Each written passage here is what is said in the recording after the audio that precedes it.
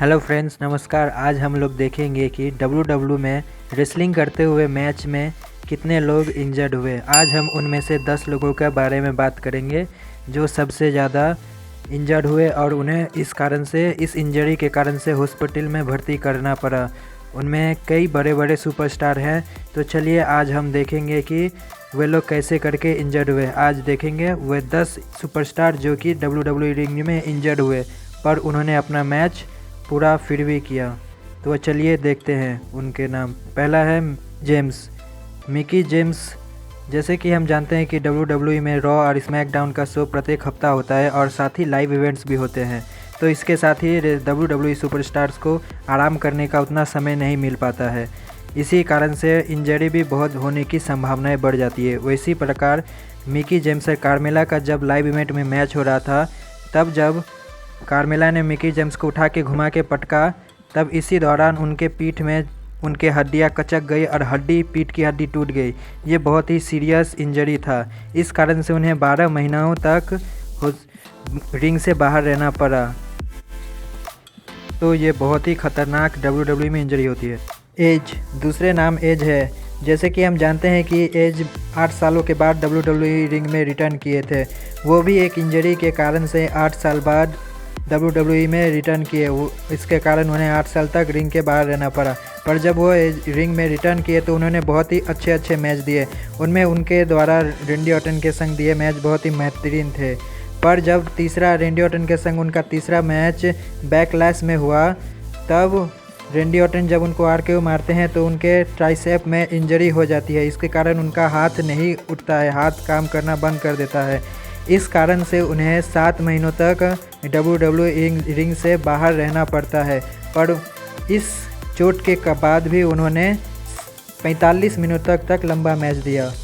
Hardcore हॉली, जैसे कि W की दुनिया में हार्डकोर हॉली को बहुत ही ब्रूटल मैच देने वाले रेसलरों के रूप में जाना जाता है, पर उन्हें भी एक मैच में इंजरी हो गया। जब उनका मैच कट एंगल के संग में 2007 में हुआ था, उस समय कट एंगल नए थे। उस समय कट एंगल ने जब अपना मूव शॉट लगाया तो उनका पैर सीधा हार्डकोर हॉली के हाथ पर जाके गिरा और वहीं उनका हाथ का हड्डी टूट गया। इसके कारण उन्हें एक लंबे समय तक डब्ल्यू रिंग से बाहर रहना पड़ा, पर उन्होंने फिर भी अपना पूरा मैच ख़त्म किया। मार्टी गार्नर, दोस्तों मार्टी गार्नर डब्ल्यू के बहुत ही प्रसिद्ध रेसलर में से एक है और उनका मैच जब ट्रिपल एच के संग में हुआ तो बहुत ही अच्छा मैच वो डिलीवर किए। लेकिन इसी मैच के दौरान जब ट्रिपल एच ने मार्टी गार्नर को पेडिग्री लगाया तो उनका सर डायरेक्ट ही फ्लोर पे जाके लगा। इस कारण वही उनका नेक इंजरी हो गया और उन्हें रिंग से लंबे समय तक के लिए बाहर रहना पड़ा। इसके चलते डब्ल्यू ने उन्हें कंपनसेशन भी दिया और इसके बाद से ही ट्रिपल एच ने अपना मूव बदल दिया और पेडिग्री देते टाइम वो रेसलर का हाथ छोड़ देते थे ताकि रेसलर अपना सुरक्षा कर सके। तो इसी तरीके से ट्रिपल एच ने अपना मूव बदला ताकि रेसलर को और सुरक्षा दिया सके और वो इंजरी से बच सके। Number 4, Shawn Michael. दोस्तों शॉन माइकल बहुत ही बड़े रेसलर है। वे एक टाइम पर डब्ल्यू के फेस हुआ करते थे। वे मल्टी टाइम डब्ल्यू चैम्पियन रह चुके हैं, पर एक मैच में उन्हें भी इंजरी हुई जब उनका मैच अंडरटेकर के संग एक कैस्केट मैच में हुआ। रॉयल रंबल में दोस्तों ये मैच हुआ। इस मैच में रेसलिंग करते वक्त जब शॉन माइकल रिंग से बाहर गिरते हैं तो उनके पीठ की हड्डियां टूट जाती है और इनके कारण उन्हें एक लंबे समय तक रिंग से बाहर रहना पड़ता है।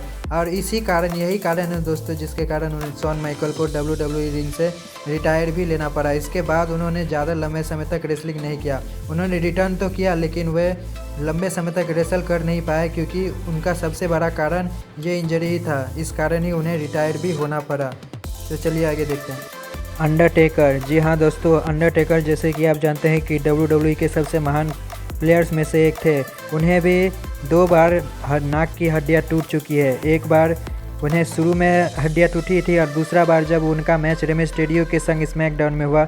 जब रेडियो उनके ऊपर जंप करते हैं तो वह डायरेक्ट उनके नाक पर जाकर गिरते हैं। इनके कारण ही उनका नाक डैमेज हो जाता है और इस कारण से उन्हें डब्ल्यू रिंग से कुछ समय के लिए बाहर रहना पड़ता है। पर दोस्तों जैसे कि हम जानते हैं अंडरटेकर महान है। रेंडी ऑर्टन, हाँ दोस्तों, जैसे कि हम जानते हैं कि रेंडी ऑर्टन WWE के बहुत ही प्रसिद्ध खिलाड़ी है। उन्हें भी इंजरी हुई जब उनका मैच ट्रिपल एच के संग 2008 में हुआ था। उस मैच में जब रेंडी ऑर्टन ट्रिपल एच को RKO मारने जाते हैं तो ट्रिपल एच उन्हें धक्का देते हैं और वो रिंग के बाहर हाथ के बल जा गिरते हैं। इस कारण से उनकी हाथ की हड्डियाँ टूट जाती है और वह अपने हाथ को उठाने में मुश्किल होती है। पर मैच चलते रहता है और अंत में ट्रिपल एच उन्हें से फेस पर अटैक करते हैं और 10 गिनने तक रेंडी ऑर्टन रिंग के बाहर ही पड़े रहते हैं और इस प्रकार ट्रिपल एच ये मैच जीत जाते हैं। ट्रिपल एच बहुत ही बड़े हैं, इसी वजह से उन्होंने इस मैच को इस तरीके से हैंडल किया ताकि रेंडी ऑर्टन को और इंजरी ना हो और ये मैच को ख़त्म किया। जेफ हार्डी, हाँ दोस्तों, जेफ हार्डी जैसे कि आप लोग जानते हैं कि WWE के बहुत ही पुराने प्लेयर है और बहुत ही लंबे समय से WWE के साथ खेलते आ रहे हैं। पर यह अमेजिंग बात है कि उन्हें आज तक कभी भी इंजरी नहीं हुई थी। पर 2017 की बात है जब उन्हें एक पहली बार WWE में इंजरी हुई। वह एक सिक्स मैन मैच था जिसमें जेफ हार्डी भी उस मैच के पार्ट थे। इस मैच में उन्हें कुछ बड़ी कारनामा नहीं करना था, लेकिन फिर भी उनको सिंपल सा शॉट मारते मारते में उनका हाथ में चोट लग गया। इसके कारण से उन्हें एक लंबे समय तक WWE रिंग से बाहर अपना इलाज करवाना पड़ा। फिर उन्होंने WWE में फिर रिटर्न किया दोस्तों, और ये एक बहुत ही महान प्लेयर हैं। ट्रिपल एच, हाँ दोस्तों, ट्रिपल एच को बहुत बार इंजरी हुई है और एक बार तब इंजरी हुई जब उनका मैच अंडरटेकर एंड केन के खिलाफ क्राउन जूल्स में हुआ था। जैसे कि दोस्तों हम जानते हैं वो मैच बहुत ही डेवस्टेटिंग मैच था। इस मैच का सारा जिम्मेदारी ट्रिपल एच पर ही था क्योंकि और सारे सुपरस्टार पहले ही रिटायर हो चुके थे।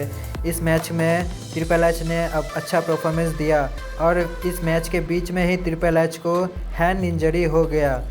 इस इंजरी के बाद भी ट्रिपल एच ने इस मैच को कंटिन्यू किया और बहुत ही अच्छे तरीके से परफॉर्मेंस दिया क्योंकि वह जानते थे कि इस मैच की बहुत ही ज़्यादा जिम्मेदारी उनके ऊपर आ बैठी है। पर और अंत में ये मैच उन्होंने जीता भी। सेथ रॉलिन्स, जी हाँ दोस्तों, 2015 में जब सेथ रॉलिन्स WWE चैंपियन थे और वह बहुत ही अच्छा गिमिक प्ले कर रहे थे। उन्होंने WWE में उस टाइम पर बहुत ही अच्छे मैच दिए थे। पर बीच में ही जब वह एक WWE का लाइव एपिसोड कर रहे थे, उस एपिसोड में उनका मैच स्टिंग के विरुद्ध में था।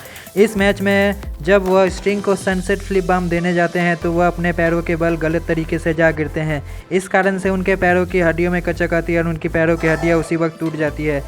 इस एक्शन के कारण उन्हें WWE का बेल्ट भी छोड़ना पड़ा और उन्हें रिंग से भी एक लंबे समय तक के लिए बाहर रहना पड़ा। इस टाइम पर उनका मैच रोमन रेंज के संग होने वाला था सर्वाइवर सीरीज़ में, पर इस मैच को भी उनके इंजर्ड होने के कारण कैंसिल करना पड़ा और ये बहुत ही बड़ी बात थी WWE के लिए उस वक्त पर। आई होप दोस्तों आपको ये वीडियो अच्छा लगा होगा। अगर अच्छा लगा तो प्लीज़ हमारे चैनल को लाइक एंड सब्सक्राइब करें। नमस्कार।